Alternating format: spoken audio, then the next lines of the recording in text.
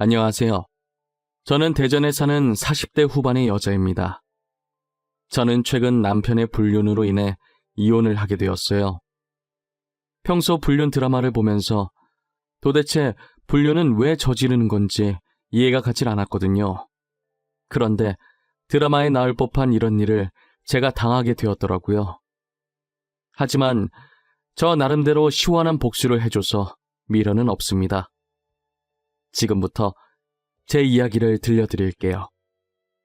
저는 소위 말하는 다이아몬드 수저, 금수저같이 엄청 부유한 집안은 아니었지만 그래도 부족함 없는 집안에서 부모님의 사랑을 듬뿍 받으면서 자랐어요.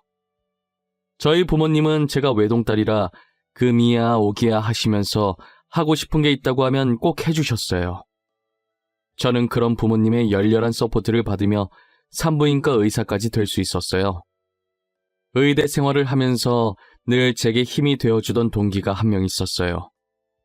그 동기를 만나면서 많은 위로를 받고 힘든 일도 같이 극복해 나갈 수 있었습니다. 저에게 있어서 힘든 의대 생활을 무사히 잘 보낼 수 있게 해준 참 고마운 친구였죠. 저희는 그렇게 5년 정도의 긴 연애를 하고 결혼을 하게 되었어요.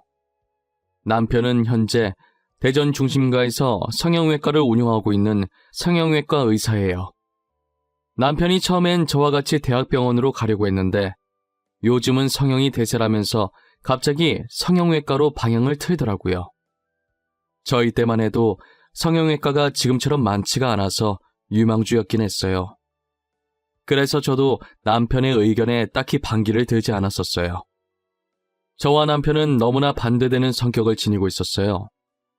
제 성격은 숨김없는 털털 그 자체였고 남편은 다정하면서도 섬세했거든요. 반대되는 성격이 잘 맞는다는 게 꼭 없는 말은 아니었나 봐요. 남편과 저는 살면서 단 한 번도 싸운 적이 없었어요. 보통 저의 직설법인 화법을 들으면 다들 화나서 본인한테 시비 거는 건 줄 알아요. 하지만 남편은 제가 전혀 화나지 않았고 그냥 의견을 제시하는 것뿐이라는 걸 잘 알고 있어서 저희는 전혀 싸울 일이 없었죠. 그때까지만 해도 저희 인생에는 이혼이란 단어가 없을 줄 알았습니다. 한 번은 저희 병원에 검사하러 오신 환자분이 한 분 계셨어요.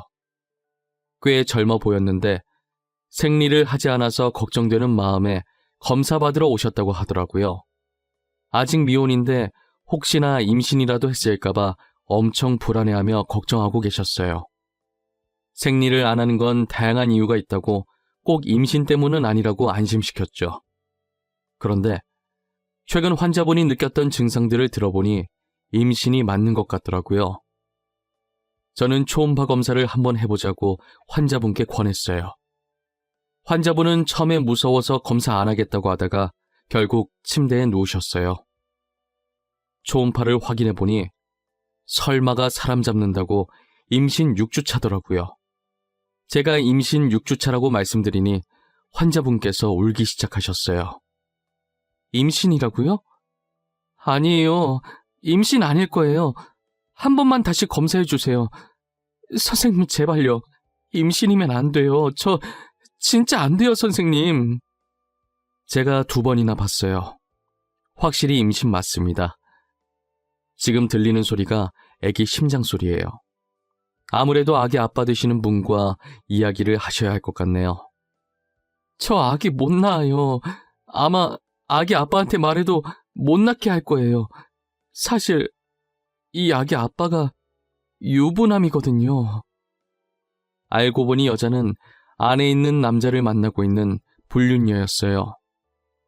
드라마에서만 보던 불륜녀를 직접 내 눈으로 마주하게 되니 기분이 굉장히 이상하더라고요. 여자는 인생 한번 펴보려고 돈 많은 의사를 만났다고 했어요. 하지만 그 남자는 본처와 헤어질 생각이 전혀 없어 보였대요. 그런 남자라는 것을 알지만 언젠간 자신한테 올 거라는 믿음 하나로 계속 만남을 이어왔던 거죠. 그러다 덜컥 임신을 해버렸고 아기가 있다고 해서 자신한테 올 남자가 아니라는 것도 알았어요. 여자는 제게 울면서 거의 빌다시피 수술을 해달라고 했다가 아기 심장 소리를 듣더니 도저히 수술 못하겠다고 나중에 다시 오겠다고 하고 나가더라고요. 불륜녀라고 해서 그런지 불쌍하다는 생각은 전혀 없었어요. 배우자가 있는 걸 뻔히 알면서 남의 가정을 망치고 있는 여자인 거잖아요. 다 자업자득이라고 생각하고 혀를 차면서 퇴근 준비를 했어요. 저는 저녁을 먹으면서 그날 병원에서 있었던 일을 남편에게 이야기했어요. 맞다, 자기야. 나 오늘 병원에서 되게 황당한 일 있었다. 아마 자기도 들으면 황당해서 말이 안 나올걸? 무슨 일인데? 또 진상 환자 왔었어? 당신한테 뭐라고 해? 저번에도 진상 환자 한 명이 당신한테 난리치고 갔었잖아. 나 완전 드라마 보는 줄 알았잖아. 살면서 불륜녀를 오늘 실제로 처음 봤어. 아니, 글쎄 불륜녀가 왔는데 임신 6주 차인 거야. 나보고 임신하면 안 된다고 수술해달라고 난리였어. 아, 진짜? 불륜녀 벌 받은 거네. 엄한 남의 가정을 깨려고 난리래? 그러게 임자 있는 남자는 꼬시는 게 아니지. 그치? 근데 남자가 본처랑 헤어질 마음이 전혀 없어 보인대. 아참, 남자 직업이 우리처럼 의사래. 진짜 같은 의사라는 게 수치스러워. 결국은 애기 심장 소리 듣고 수술 못하겠다고 나가더라니까. 남편은 제 얘기를 듣더니 눈에 초점이 없어지고 얼굴도 새하얘지더라고요. 그러다 들고 있던 숟가락까지 떨어뜨리기 시작했어요. 자기야, 내 말 듣고 있어? 어머, 갑자기 왜 숟가락을 떨어뜨리고 그래? 잠깐만, 내가 숟가락 새 거 다시 가져다 줄게. 아, 내가 순간 손가락에 힘이 빠져가지고 실수했네. 아니, 우리랑 같은 의사라길래 어떻게 그럴 수 있나 충격받아가지고. 남편의 안색이 급격히 안 좋아지더니 횡설수설하고 난리도 아니더라고요. 평소에 한 번도 그런 적 없던 남편이 저러고 있으니까 저는 분명히 남편한테 뭔가 있다는 확신이 들었어요. 남편이 잠든 것을 확인하고 저는 몰래 남편 핸드폰을 들고 거실로 나갔어요. 남편의 핸드폰을 몰래 보려고 하는데 잠금이 설정되어 있더라고요. 혹시나 해서 제 생일을 눌러보았더니 바로 잠금 해제가 되었어요. 저는 순간 비밀번호도 제 생일로 해놓는 양반인데 설마 불륜을 저질렀을까 싶었어요. 하지만 남편의 메신저 어플을 들어가는 순간 제 믿음은 한순간에 와르르 무너져버렸죠. 저에게 한없이 다정했던 남편이 세상 모든 여자에게 다 다정했더라고요. 현재 남편과 연락하고 있던 여자는 자그마치 3명이 있었어요. 어찌나 달달하게 사랑을 하던지 폰에서 단내가 나는 기분이 들었어요. 3명 중 1명이 저희 병원에 왔던 임신한 여자였습니다. 프로필 사진을 봤는데 제가 병원에서 봤던 여자와 똑같이 생겼었어요. 제일 먼저 이 여자와 했던 카톡을 들어가 보니 오늘 병원 갔던 얘기를 했더라고요. 저 임신했대요. 6주 차예요. 아기 어떻게 할까요? 당신 이혼할 생각 죽어도 없잖아. 오늘 아기 심장 소리 들었는데 난 절대 수술 못해요. 그럼 나보고 어쩌라는 거야? 도대체 나한테 무슨 대답을 원해서 이러는 건데? 이혼하라고? 아니면 애 키울 거니까 양육비 달라고? 말을 그렇게밖에 못해요? 어차피 당신이랑 와이프 사이에 애 없다면서 그냥 깔끔하게 이혼하고 저랑 결혼하자고요. 내가 말했잖아. 나는 집사람밖에 없다고. 내가 사랑하는 건 집사람뿐이야. 난 너랑 결혼할 생각 애초에 없었어. 너도 알고 만난 거 아니야? 애는 지우든지 말든지 네가 알아서 해. 저는 카톡 내용을 보는 순간 남편이 정말 쓰레기같이 보이더라고요. 솔직히 말해서 애를 여자 혼자 가지는 게 아니잖아요. 똑같이 실수해서 애를 만들어 놓고 지금 저러는 태도가 너무 정이 떨어졌어요. 불륜을 떠나서 제가 평소 알고 있던 남편과 너무도 다른 모습이었어요. 이때까지 이런 남자와 같이 마주보며 밥을 먹고 한 집에서 살았다는 게 너무 역겨웠어요.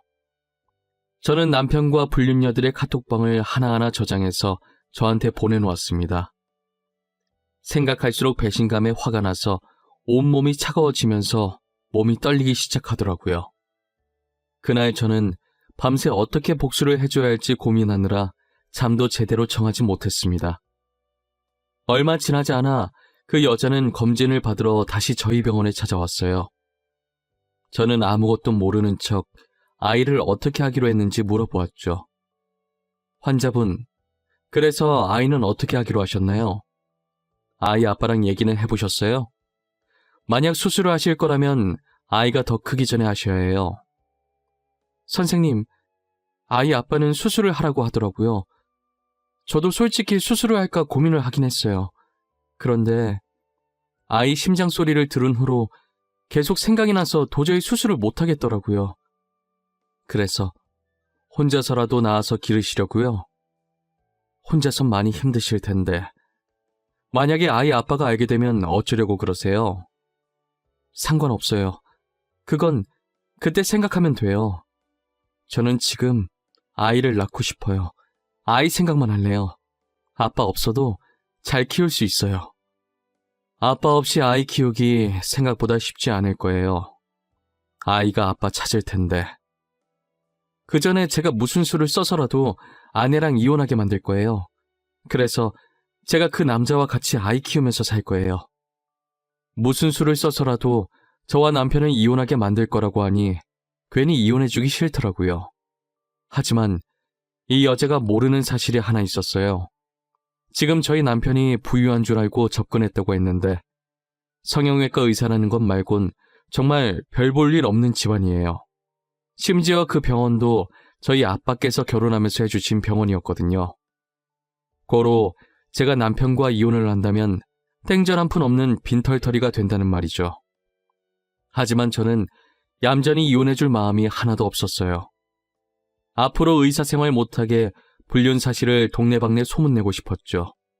그렇게 하면 병원이 저희 아빠 건물이라 아빠한테 피해가 갈 수도 있었어요.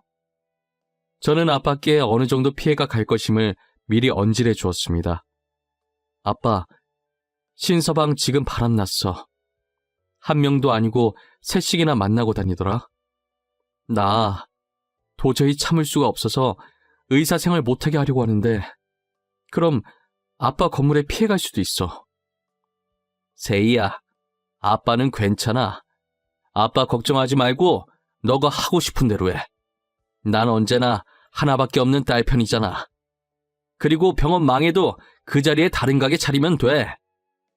아빠, 고맙고 미안해. 대신 아빠 딸 당한 만큼 복수 제대로 해주고 올게. 신서방이랑 그 여자들 한국에서 고개도 못 들고 다니게 할 거야. 아빠는 제게 괜찮다고 뭐든 하고 싶은 대로 하고 살라고 하셨어요. 그리고 조용히 불륜 증거들을 모으며 이혼 소송할 날만 기다리고 있었어요. 저는 남편을 몰래 따라다니며 나머지 두 여자와 만난 것도 다 찍어놨어요. 이미 증거는 넘치지만 아이가 커서 수술할 수 없도록 일부러 시간을 최대한 오래 끌었습니다. 남편이 만나고 있던 여자들은 죄다 자신보다 가난한 사람들이었어요.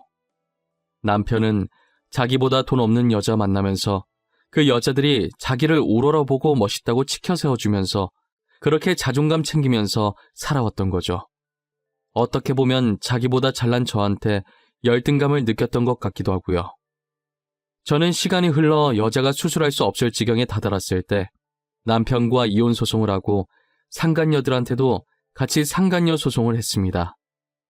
상간녀들은 뻔뻔하게 자신들은 남편이 유부남이었다는 걸 모르고 만났다면서 당장 고소 취하해달라고 저희 집으로 찾아왔더라고요. 제발 고소 취하해주세요. 그 사람이 유부남인 거 몰랐어요. 저한테 총각이라고 했단 말이에요. 저는 너무 억울해요. 정말 고소장 온 거 보고 알았어요. 저도요. 저도 유부남인 거 알았으면 절대 안 만났을 거예요. 진짜예요. 믿어주세요. 그러니까 제발 한 번만 용서해주세요. 부탁드립니다. 가족들이 알면 안 돼요. 카톡을 보니 제 남편이 미리 유부남이라고 말하고 만났던데 몰랐다는 게 말이 되나요? 그리고 자기 가족들이 상처받을 거 생각한 사람들이 제가 상처받을 건 생각을 못했나 봐요. 물론 임신했던 여자도 뒤늦게 다른 상간녀들처럼 몰랐다고 하려고 했는지 뻔뻔하게 저를 찾아왔고요. 아니, 잠시만 다들 비켜봐요. 나도 이 여자한테 할 말이 있으니까. 나도 유부남인 거 몰랐어. 그리고 난 이 남자 애까지 가진 사람이야. 뭐야? 당신이 이 남자 와이프였어? 저희는 구면이네요. 여기서 보니까 또 색다르지 않아요? 주변에 수많은 병원들이 있는데 하필 검진을 받으러 와도 나한테 왔을까? 제 발로 잘 찾아오셨더라고요. 그럼 그동안 다 알고 있으면서 날 갖고 논 거야? 당장 대답해. 이때까지 네가 나를 가지고 논 거였냐고! 가지고 놀다니요. 말하는 것도 천박하네. 수준이 딱 거기까지니까 이런 짓을 하고 다녔겠지. 아이는 이제 어떻게 키우려나? 우리 남편은 이제 빈털털이 될 텐데 혼자 키우든 둘이 키우든 잘 키워봐요. 그 여자가 저를 보자마자 놀라는 표정이 얼마나 볼만하던지 혼자 보기 아까웠다니까요. 다른 상간녀들도 서로를 보며 한 명이 아니었냐면서 한마디씩 거들고 있었어요. 저는 이미 유부남인 거 알고 만난 증거들 다 있다고 고소 취하해줄 생각 없다고 하고 돌려보내려 했어요. 하지만 취하해주기 전까지 절대 나갈 수 없다며 뻗팅기길래 결국 경찰 불러서 내쫓아버렸습니다. 그리고 모든 불륜 자료들을 상간녀들 회사 커뮤니티에 익명으로 올렸어요. 남편은 제가 의사협회에 글을 올려서 앞으로 의사생활을 하기에 충분히 힘들어 보였는데 동시에 사소하게 있었던 의료사고들도 한 번에 터지면서 의사생활을 거의 못한다고 볼 수 있었죠. 그렇게 남편의 병원은 한순간에 망해버리고 알고 지내던 의사들도 남편과 손절해버렸어요. 모든 것을 잃은 남편은 대출까지 받아서 저한테 위자료를 줬어요. 그리고 상간녀 중에 가족들이 알면 안 된다고 빌었던 여자가 유부녀였나 봐요. 상간남 소송까지 당하는 바람에 결국 엄청난 빚만 떠안게 된 것이죠. 상간녀들도 저한테 줄 위자료가 없어서 사채까지 쓴 모양이에요. 돈을 노리고 남편에게 접근했던 그들이 빈털터리가 된 것을 보니 너무 통쾌했습니다.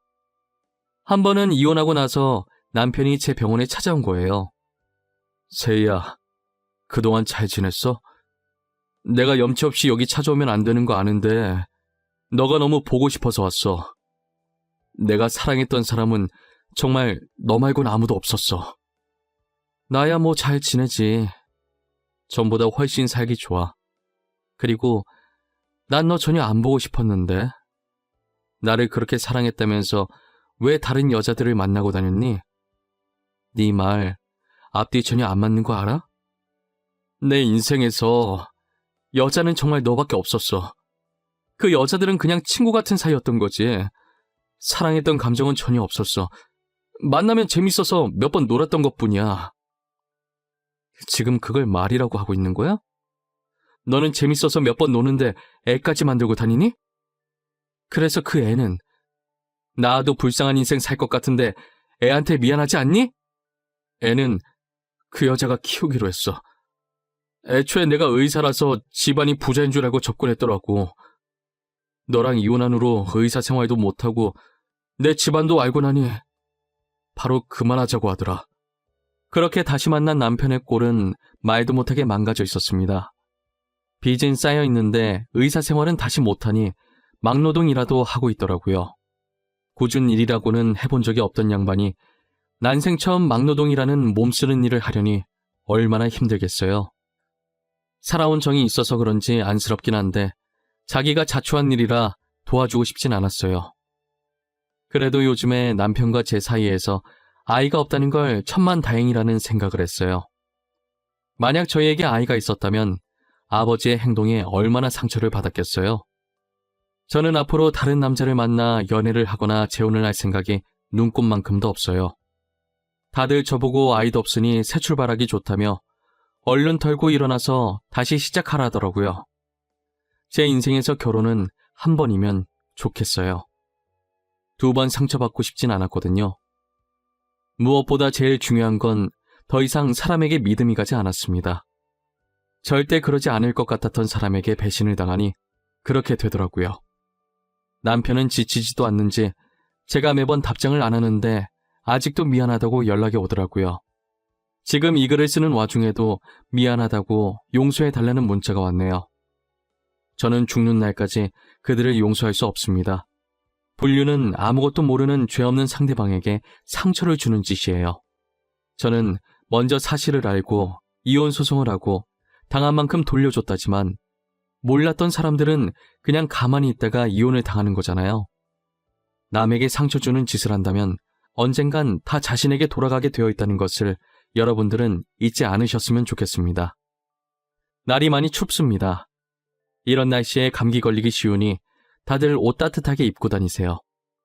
지금까지 제 이야기 들어주셔서 감사합니다.